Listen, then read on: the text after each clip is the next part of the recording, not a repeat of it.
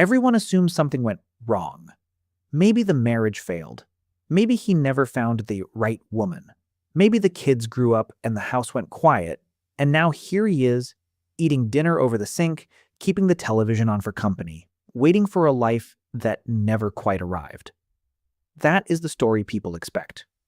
But then you look closer, and it gets harder to explain. Because a lot of these men are not falling apart. They are not waiting to be rescued.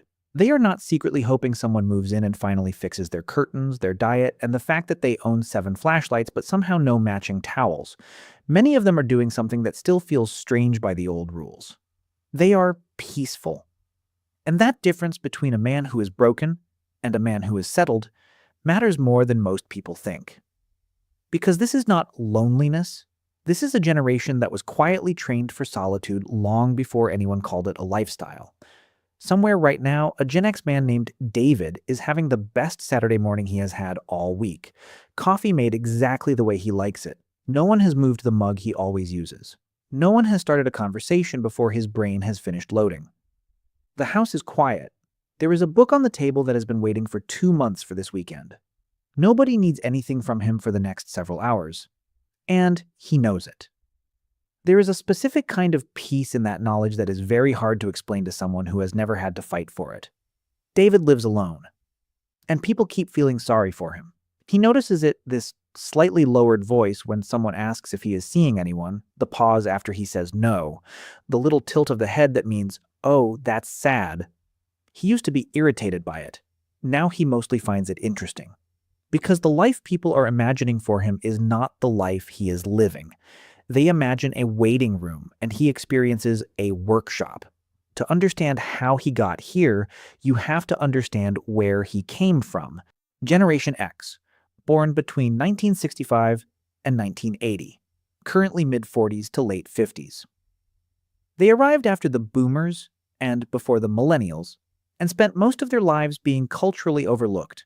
The generation nobody made manifestos for, nobody particularly noticed, which suited them fine. They had been overlooked before. These were the latchkey kids, the boys who came home from school to an empty house and figured out the afternoon alone. They made sandwiches. They microwaved things that should never have been microwaved. They went outside until dark. They learned which neighbors were weird and which dogs were dangerous without anyone explaining the system. Nobody called this emotional development. They called it Tuesday. David grew up that way. A key in his pocket, parents working, divorce in the air, either in his own house or in half the houses on the street. Mothers becoming tougher because they had to. Fathers working hard, saying little, carrying their feelings like locked metal boxes no one had the combination for. He learned that adults could love each other and still make a house feel like a legal dispute with furniture. He learned that institutions looked solid until they suddenly weren't. So he learned to read the room. When to speak, when to disappear, when to stay quiet because the adults were having one of those evenings.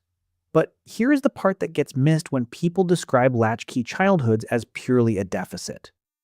Those 4 unsupervised hours after school were also, in their own strange way, formative. He read what he wanted. He built opinions nobody assigned him. He discovered early that silence was not always empty. Sometimes silence was where his thoughts finally stopped being interrupted. A boy like that often becomes a man who values peace in a way other people don't always understand. Not excitement, not constant stimulation, not the drama that gets confused with passion. Peace. A quiet morning. A decent knife in the kitchen.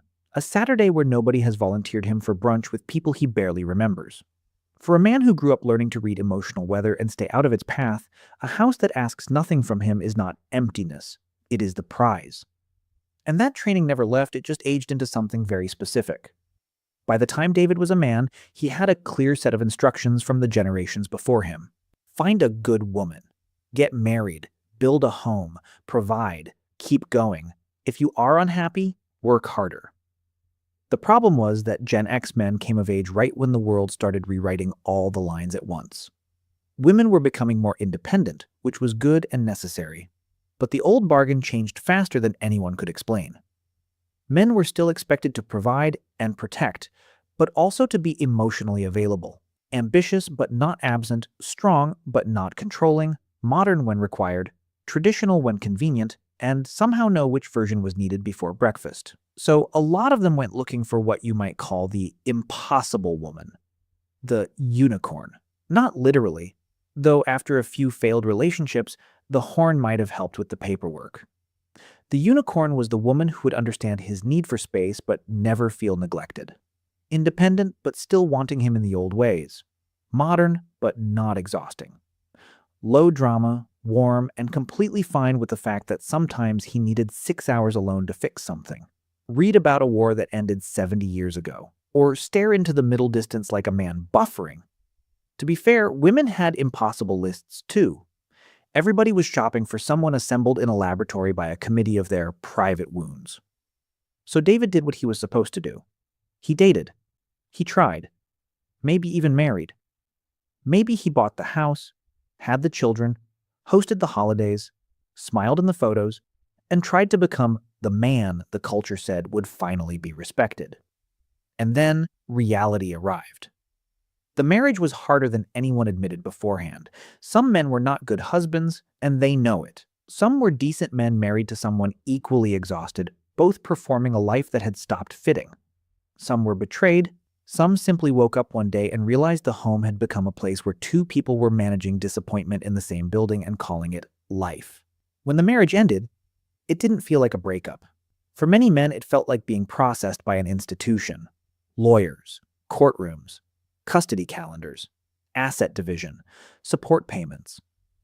The strange discovery that a life built over many years can be translated into numbers on a form. A man walks in thinking he is a father, a husband, a provider, a person with history. Then the system starts speaking, and soon he feels like a schedule, a payment plan, and a liability with shoes. This pattern, feeling that the legal architecture around divorce wasn't designed with his interests in mind, shows up frequently enough across the US, UK, Canada, and Australia to be worth naming. Not in every case, but often enough that for many men the experience hardened into a lasting private lesson. Never again give an institution that much access to his daily life. In the men who process this well, it doesn't become bitterness. It becomes something more durable, clarity, a sharp understanding of where they can be vulnerable and where they cannot. A skepticism toward official narratives about marriage and what men are supposed to want that isn't nihilism. It is evidence-based caution. They opted out, not dramatically, not with a manifesto, just by making different decisions, one at a time, until those decisions accumulated into a life that was actually their own. After the divorce, after the long relationship finally ends, there is often a first quiet evening. David remembers his. The apartment felt too still at first, the kind of quiet where the refrigerator sounds like it has opinions. Boxes against the wall, a television on the floor because buying a proper stand felt less urgent than surviving the week. He expected loneliness to arrive. It did, a little, but it didn't arrive alone. Something else came with it. Relief. No argument waiting in the kitchen. No emotional weather to predict before speaking. No one asking why he had kept that one box of cables containing every adapter known to mankind except the one he actually needed. He bought the food he actually eats. He slept diagonally if he wanted. He set the thermostat like a free citizen. Slowly, the nervous system settled. Not all at once. Men like David are not usually dramatic about their own recovery. They don't announce a new era. They just notice that they are sleeping better, thinking more clearly, taking a walk after dinner instead of sitting in a room full of tension while everyone performs fine. He may also have a dog, possibly two. Animals that follow no social script, require no emotional negotiation, and are genuinely delighted to see him every single time without needing anything explained. And at some point, what was supposed to be a temporary sad phase became a permanent upgrade. The never-married Gen X man arrives at the same place by a different route. He simply saw the contract early and never liked the terms. He watched friends marry, suffer, divorce, recover, remarry, and suffer differently, and thought quietly, with no need to make a speech, "No, thank you." His home became, over the decades, a tuned instrument. He knows where everything is. He may not own decorative pillows, but he knows how to make a real breakfast and how to sit beside a friend who is going through hell without making it about himself. And then there is the widower, whose path is the quietest of all. For him, living alone didn't start as a choice. It started with a loss that nobody jokes their way through. He spent years in a strange country where love and exhaustion lived in the same room. And when it was over, when people told him he was still young and that she would have wanted him to be happy, he may have felt something more complicated. He loved once, fully. He kept his vows in the hardest version of that sentence. And now, when the house is quiet, he may simply not want to reconstruct that same architecture with someone else. Peace after grief is not emptiness. For many of these men, it is the first thing the nervous system can actually accept after years of being braced. There is a framework in evolutionary psychology that has the specific quality of explaining something you already sensed but couldn't name. It's called the Savannah theory of happiness. The proposal is that the human brain was optimized for a hunter-gatherer environment. Small bands, close cooperation, constant social proximity. For most people, frequent social interaction activates ancient reward circuits, because in that original environment, belonging to the group was survival. But for individuals with higher cognitive complexity, those circuits